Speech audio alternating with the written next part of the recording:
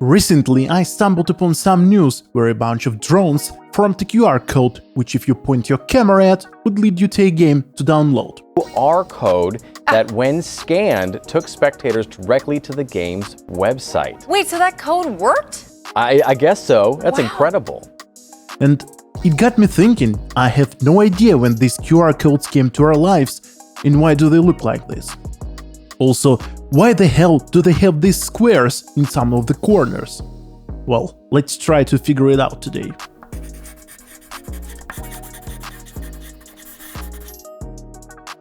First of all, QR code stands for Quick Response Code, therefore it is quickly readable by a phone.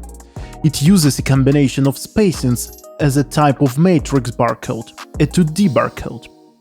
Because it uses a 2D barcode, then I guess it is safe to assume that this QR code is a disciple of a standard horizontal barcode. And it actually is. And before we move on to the QR code itself, let's rewind a bit and start with the barcode.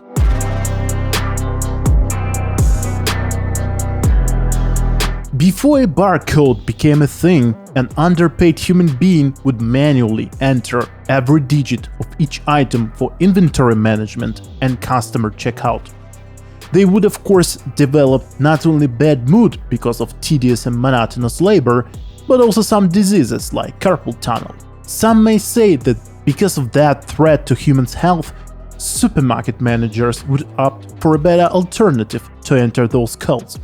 But of course, they did not give a damn about people. The only reason a development like this would receive a decent attention is because this manual procedure would take a huge amount of time, which in result cuts profit significantly. Although the first implementation of a barcode was done to track rail cars, a real game changer it became only when it was introduced to the supermarkets. A standard UPC barcode contains information on just two facts: manufacturer and product code. It can encode a maximum of 11 numeric digits plus 12 trailing checksum. The checksum is the result of an algorithm or function applied to the other numbers and is used to ensure accuracy in scanning. It means that the limit of such a barcode is more than 100 billion unique combinations.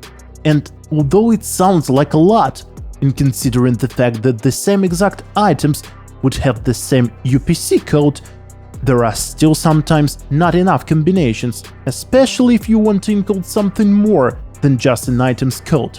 In the year 2000, barcodes even managed to leave the supermarket territory to occupy pages of some magazines. If you wanted some additional information on the product you liked, you could just scan a barcode to get it. Only you were supposed to buy this weird-looking thing that is called QCat, connect it to a PC, and bring the magazine to it in order to scan it. Yeah, it's not really convenient. Some supermarkets realized the limits of these barcodes and wanted more, so they contacted Denso Wave with a request for them to develop something that can hold much more information than a barcode. Their head developer, Masahiro Hara, with only 2 team members, came up with a 2D code, which was made of 2 directions of coding. They chose the square shape because it is easily distinguishable. An additional advantage was that this also boosted the speed at which the information could be read, up to 10 times faster than barcodes. QR codes were first implemented in Japan's Kanban. It is a type of electronic communication tool used in automotive industry. They used it everywhere, from production and shipping as well as for transactions. After that, many other industries realized how they could use QR codes to improve traceability of the products. Thankfully for many industries, Hara decided not to keep patent rights, which allowed codes to be used worldwide, and they were even added to ISO international standards. Now QR codes can be found almost everywhere, from products and business cards to even Bitcoin exchange. You probably know how to use one. Simply access your camera and point at the QR code. Because they are fast to read, you will be redirected almost immediately to a desired link. But why do they look like this? When you see a barcode, everything is pretty straightforward. And here it is a mass of small blobs and blobs slightly larger. Well, let's have a closer look at one. Every QR code has 7 distinct parts.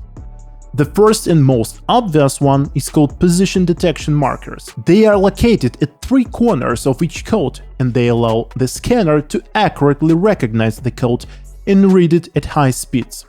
They also indicate the direction of the code itself. They basically are used to help quickly identify that there is a QR code in here and also its orientation. Smaller squares are called alignment markings. They help straighten out QR codes drawn on a curved surface.